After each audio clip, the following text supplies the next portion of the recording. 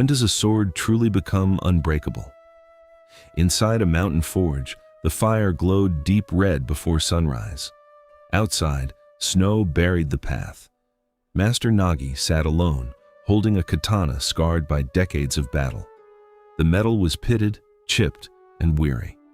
He did not look at the chips as flaws. He looked at them as a record of failure. He ran a thumb over the edge and whispered, "Steel does not fail because it was struck. It fails because it was forged carelessly." Most warriors spend their lives chasing stronger techniques. They believe mastery lives in the steel they carry or the scrolls they study, but two men can hold identical blades forged from the same iron. One becomes a legend, the other is forgotten in the dirt. The weapon was never the difference.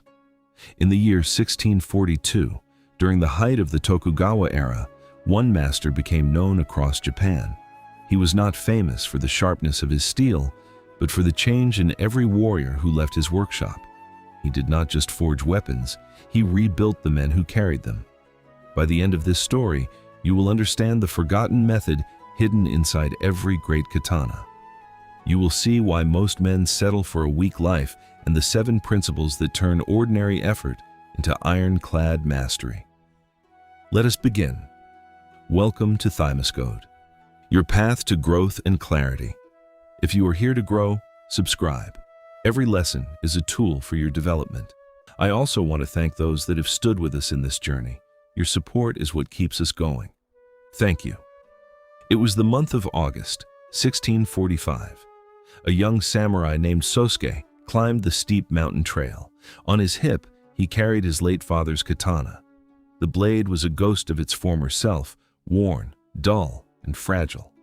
A folded note, hidden in the scabbard, held his father's final command. Go to the village of hidden fires. Find Master Nagi. Sosuke reached the threshold of the forge. He expected a craftsman who would mend a piece of steel. He thought he was there to fix a weapon. He had no idea that Nagi was not in the business of restoring swords. As Sosuke stepped into the heat of the workshop, he was about to discover that Nagi was busy repairing something far more fragile than a blade.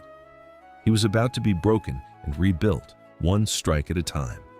The real work of a man is not the sword he carries. It is the man he becomes when no one is watching. Section 1. The Broken Blade. Sosuke stepped forward, his hands trembling slightly as he held his father's katana toward Nagi. The master did not reach for the hilt. He merely stared at the jagged edge, the deep nicks in the guard, and the rusted spots near the tip. He studied every mark with a silence that felt heavier than the mountain itself. After a long minute, he pushed the sword back into Sosuke's chest. "The sword is not what brought you here," Nagi said, turning his back to return to his empty anvil. For 3 days, the forge remained cold. Nagi refused to touch the weapon, moving about his workshop cleaning tools and stacking coal, ignoring Sosuke's presence entirely. Sosuke stood in the corner, clutching the useless steel and waiting for a fix that never came. He felt the sting of humiliation, having walked through the snow expecting a craftsman to restore his honor, only to have Nagi treat the blade like common scrap. On the 4th morning, Nagi finally pointed to a stack of steel billets in the corner. "Choose the best piece for the base," he commanded. Sosuke, trained in the arts of the samurai, confidently selected a straight, polished bar of high-carbon steel and presented it with pride. Nagi glanced at it for 1 second and said, "Put it back." Sosuke chose again, picking a different, refined piece, only to be told again to put it back. This continued for 6 selections. Each time, Nagi rejected the steel without a word. Finally, frustrated, Sosuke grabbed a piece that was visibly flawed, dark, uneven, and pitted, and presented it defiantly. Nagi nodded once. "This one." "Why?" Sosuke demanded. "You were choosing based on your own pride, on what you thought you knew about quality," Nagi replied. "This is Kuzushi.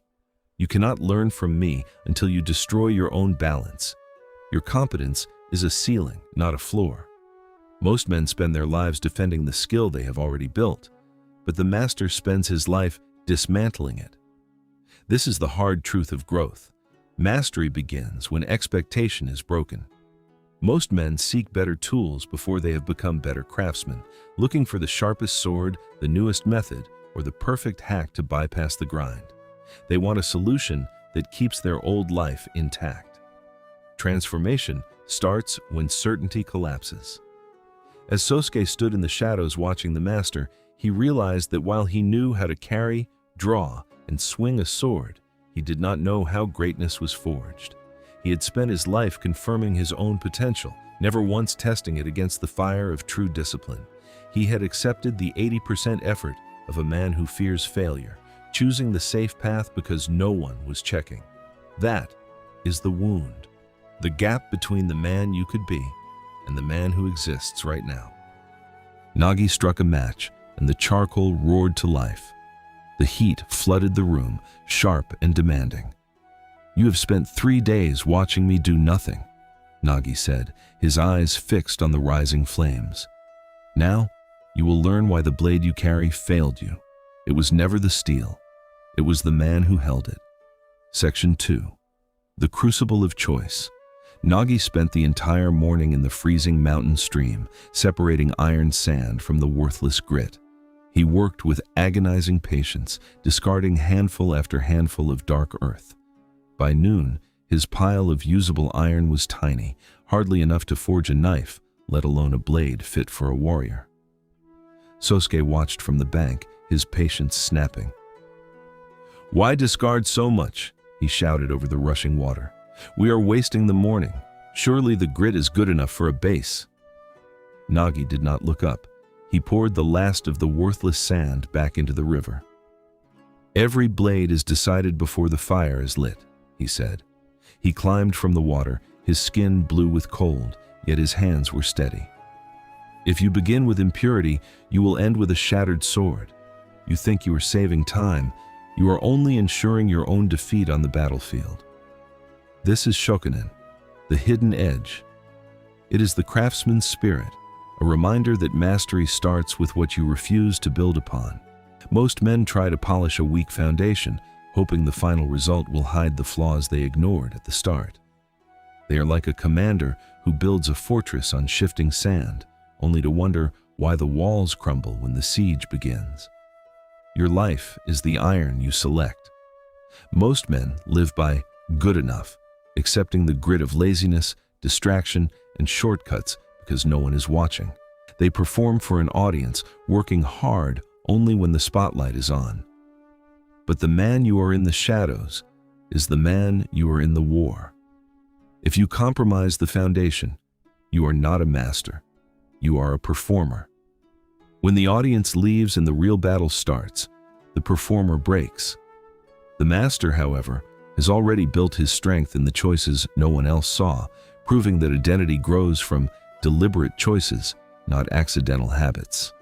Sosuke looked at the pile of pure iron. He realized that for his whole life, he had been building his character with grit, half-hearted efforts, and comfortable lies. He had been creating a sword that was destined to snap. He understood now. He had to stop trying to improve his old, flawed habits and start by refusing to use them at all. Nagi pointed to the forge. Only pure steel deserves the furnace. Section 3. The Purging. The steel glowed deep orange, then white, pulsing like a heart inside the furnace. As the heat intensified, dark streaks of slag bubbled to the surface. Nagi worked with a long iron rod, methodically pulling the impurities away. He did this again and again, refusing to stop until the metal shone with a terrifying, absolute clarity. Sosuke watched the dross fall to the floor. He realized the fire was not just heating the metal, it was judging it. Nagi wiped sweat from his brow and looked at the glowing bar. "The fire did not create this weakness," he said quietly. "It merely revealed what was already hidden inside." This is the principle of Kaizen, the truth that mastery is not a result of a single, monumental effort, but of continuous, incremental improvement. Most men wait for a massive breakthrough or a high-stakes battle to demonstrate their worth. They live in a cycle of stagnation, waiting for the right moment to be exceptional. But the master knows that excellence is not a destination. It is a daily, invisible practice. You do not achieve greatness, you practice it until it becomes your identity. The psychological truth is profound. The small, ordinary strike of the hammer made today is the only thing that separates the master from the mediocre. When you fold the steel today for the 1000th time, you are not just refining a blade, you are refining yourself.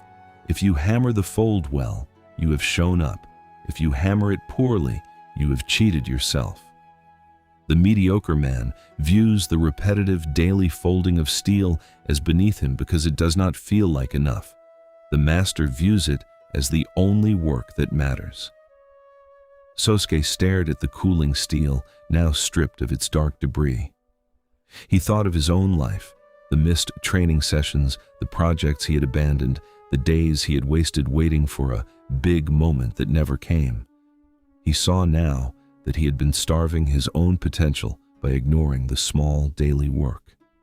He had been looking for a shortcut to mastery, failing to see that the only path to the peak was the one built by the consistent daily strike of the hammer. The fire had finished its work of revealing the truth. Now, Nagi picked up the heavy iron hammer. The time for judging the steel was over. The time for the hammer had begun. Section 4. The deliberate pause. Nagi worked the steel with the rhythmic violence of a seasoned archer. Fold, heat, hammer, fold, heat, hammer.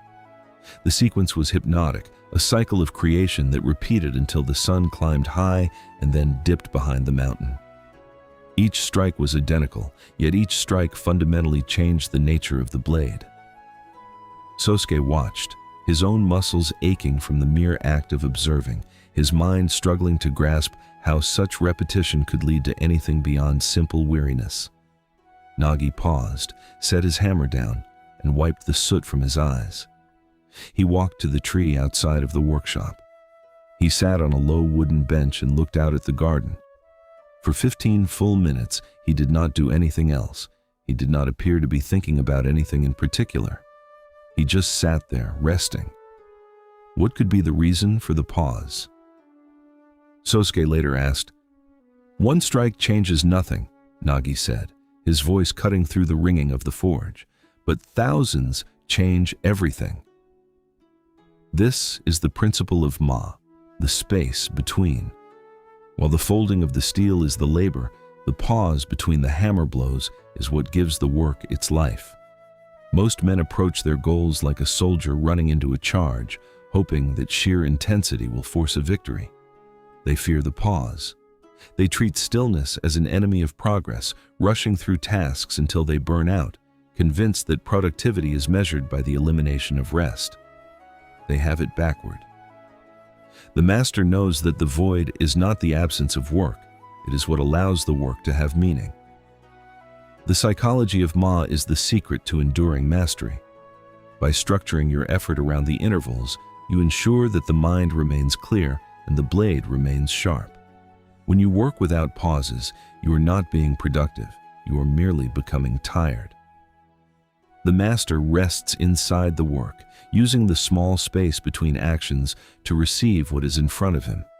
This is how a swordsmith can work for hours and emerge with a blade of perfect balance, while the amateur collapses under the weight of his own frantic pace.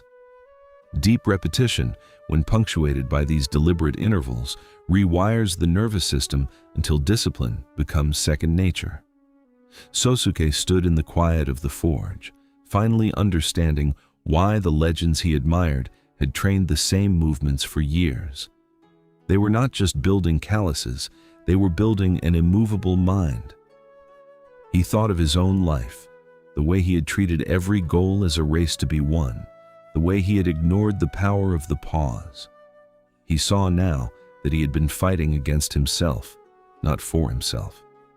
The blade grew stronger with every fold, yet it remained unfinished. Nagi picked up the hammer once more, and the steady, rhythmic clang of iron resumed. Section 5. The state of no mind. As the sun bled into the horizon, Casting long, jagged shadows across the mountain, Nagi reached the final test. The blade glowed with an aggressive, hungry heat. Without a single word of warning, Nagi plunged the steel into the waiting vat of icy water.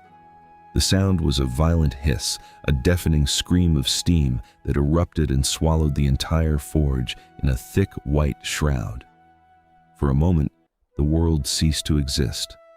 When the air finally cleared, the forge was deathly silent.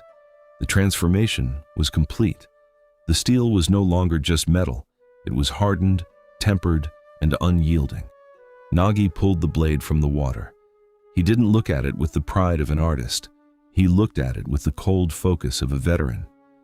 "Without the courage to commit," he said, his voice echoing in the stillness, "steel remains soft forever." This is the principle of Mushin, the state of no mind. It is the point where the smith stops thinking about the temperature and becomes the temperature. It is a warrior's mind completely free from anger, fear, ego, and hesitation. Most men spend their lives standing on the edge of the water, calculating the risk, analyzing the heat, and worrying about whether they will survive the plunge. They call this preparation, but it is actually a cage. Endless hesitation weakens your identity, while decisive commitment hardens it. Growth requires these decisive moments. Mushin is not something you can force or fake. It is what happens when you finally stop doing and start being. After years of folding, hammering, and failing, the part of your mind that constantly watches, doubts, and judges, the supervisor, eventually runs out of things to do. Your training is so deep, so ingrained in your bones, that there is nothing left to think about. The movement happens through you. You are no longer the one acting. The action is simply happening. You are the strike, the blade, and the victory all at once. Sosuke watched the steam vanish, finally understanding the trap he had been living in. He had spent his entire life hiding behind preparation, using planning as a shield against the fear of failing. He saw now that he had been afraid to commit because he was afraid of being permanently marked by the fire. He had kept his steel soft to avoid the danger of breaking. But a sword that never touches the water is not a weapon. It is just a piece of iron, useless and waiting to rust. The blade could now endure any strike, tempered by the terror of the plunge. Yet, as Nagi wiped the blade clean, the truth remained. It was hardened, but it could not yet inspire. It was ready to cut, but it was not yet a work of art. Section 6. The Standard of One. For days, the forge was quiet. Nagi sat with the blade, hunched over his polishing stones. He worked on tiny, microscopic imperfections that no warrior's eye would ever detect in the heat of battle. A common merchant might see a finished weapon, but Nagi saw a memory. He traced a small, jagged line near the spine, a remnant of the iron's journey through the fire, and he refused to grind it away. He cleaned it, honored it, and kept it. Sosuke leaned in, confused. "That mark will never be seen in a fight," he whispered. "Why waste hours on a flaw?" Nagi didn't look up. "The blade remembers every careless hand that touched it," he replied. "If I erase the struggle, I erase the truth of the steel." This is the principle of Wabi-Sabi, the profound appreciation for what is imperfect, impermanent, and incomplete. Wabi finds beauty in rustic simplicity and humility, while Sabi finds wisdom in the patina of time and the scars of experience. Most men pursue a cold, artificial perfection, stripping away every sign that a human being created the work.